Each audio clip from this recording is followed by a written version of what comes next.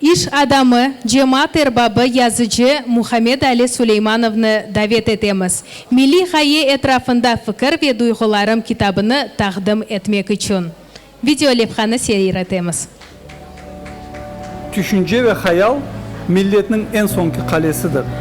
Savlukla kal tatarlık dep şiirinde yazganday, taş demirle yüreklerge sen adını kazganday, biz seni unutmayacakmız, yolundan ketecekmiz. Ya gayene ya ölümge şerefle jetecekmiz. Ant etemiz Allah için ilim uğurluğun ekmek, insanlığa ziya bergen nesiller yetiştirmek. Sen öldün ki biz yaşaymız, şanlı millet ür olsun. Bizge sıra kelgen vakit, vatan, yigitler körsün. Bu kitapның asıl gayesi milli gayenin manevi, dini, ahlaki tarafını anlatmak. Çünkü biz inanamız ki ahlak, terbiye, din, iman olmadan milli gaye hakkında konuşmak, boş şey yaratmaktan başka bir şey değildir. Alkışlayamız.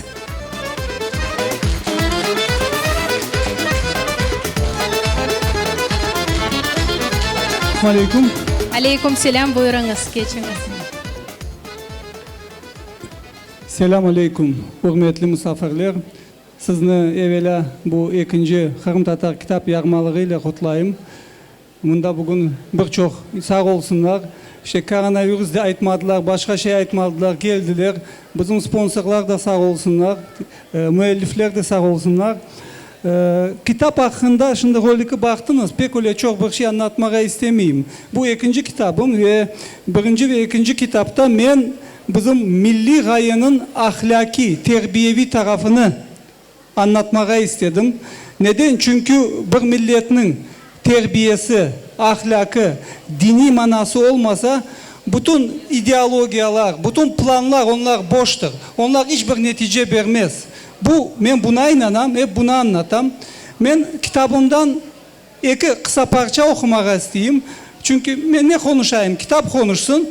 Ondan son sizge milli gaye etrafında bir beyin, akıl fırtınası bu Rusça mozgovой штурм manasına gelen böyle kısa bir slaytlardan biraz sohbet etmek isterim. Müsaade etseniz. Evvela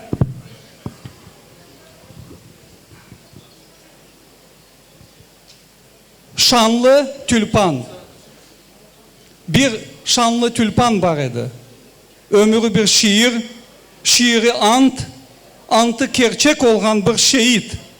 Şiir gibi yaşayan, destan gibi ketken bir gönül pelvanı. O büyük kahramanın peşinden ketmek isterdik. Ah bir ketebilsek, yapıp olsak, gene ocular, bucular, şucular, birkaç ziyalımız bile bir araya gelip olamay. Halbuki tilimiz, edebiyatımız, milli gayemiz, yeni neslimiz, her şeyimiz pek zor vaziyette. Milli geleceğimiz bile büyük bir sual aslında olganı böyle zor zamanda ziyalımızdan gece gündüz el elge çalışmak beklenmez mi? Biz ise kulluk ucuz şiar ve ecnebi menfaatlerle uğraşamız. Münevver insanımız bu aldayken adi halktan ne beklenir? Garplı, han düşman da olsa milli menfaat ve ulvi mefküre yolunda bir masa başında otura, birlikte iş yapa. Ya biz ne tarihten ders alamız, ne dosttan, ne de düşmandan. Bağışlanız. Bu mensure janrında böyle bir parça. Bir de bu kitapta, kitap 3 parçadan ibaret. Videoda aytıldı. 3. kısımda şiirler. Ve bu şiirler çoğunlukla genç nesilge, bizim balalarımıza. Çünkü benim balalarım bile balaban oldu, yani üniversitede okuyorlar. Ve biz yaş neslini yetiştiremesek bugün, demek ki yarınımız olmayacak.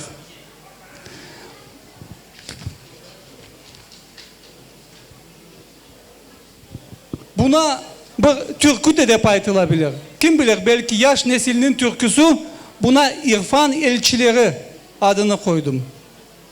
Yemin olsun, ant etemiz, ahlakla yaşamaya, vatan için, evlat için nurlu ilim saçmağa, halkımızın acısına bin bir derman olmağa, insanların yüreğine sevgiyle tolmağa, bizim için mürşit ilim, biz irfan elçileri, şanlı halkımız uyansın, essin yanılık yeli, bizni ayırmak istegen öz belasını bulsun, yanı nesil gelir gelmez, her yer çiçekler tolsun.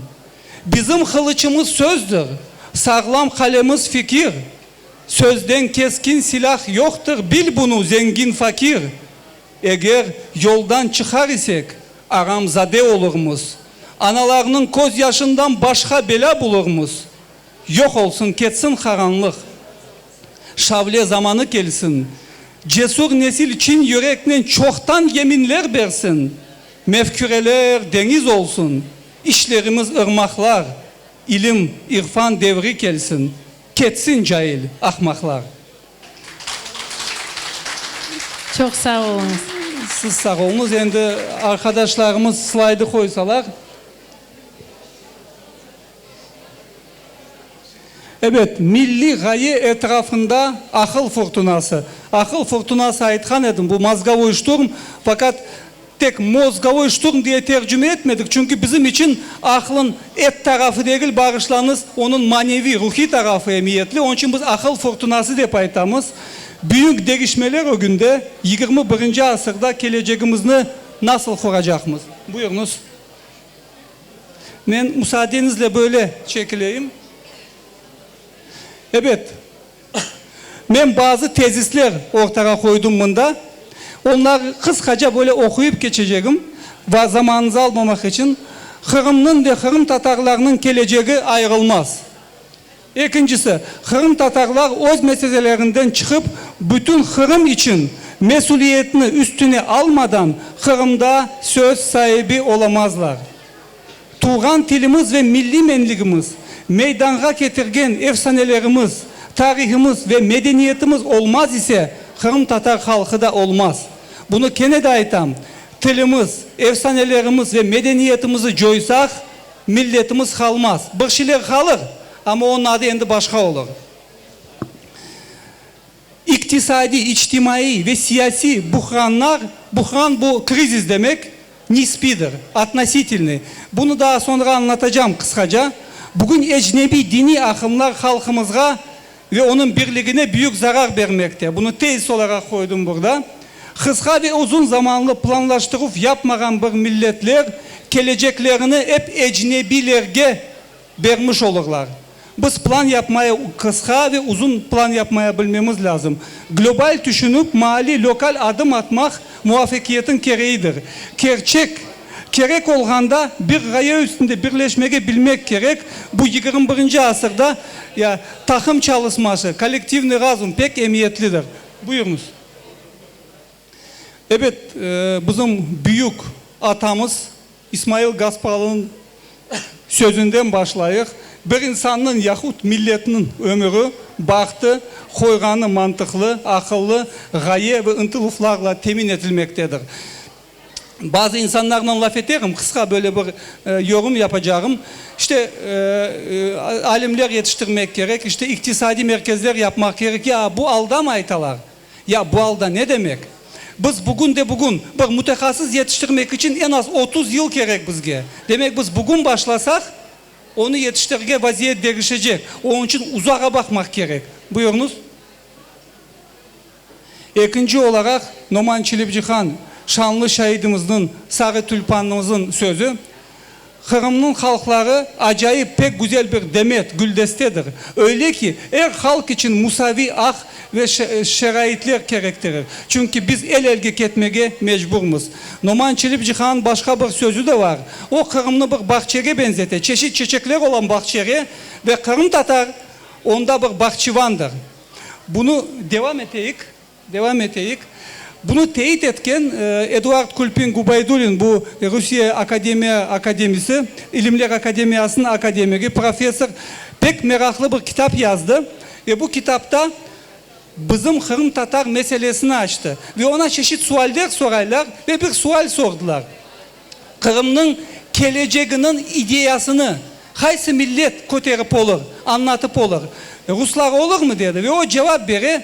Hayır dedi, bugün Rusya'nın kendi içinde de ideolojiya mevzusunda bayağı bir sualler var dedi. Son Ukrayna'yı sordu, aynı cevap aldı. Son Kırım Tatarları için sordu ve o büyük alim şöyle cevap verdi. Eğer Kırım Tatarlar öz vaziyetlerini anlasalar ve vatanda bir misafir değil, bir ev sahibi olarak özünü korseler ve bütün halklar ekologiyadan iktisadiyata kadar bütün meselelerin mesuliyetini alabilseler, o zaman Kırım Tatarlar ve başka kimse bunu yapamaz.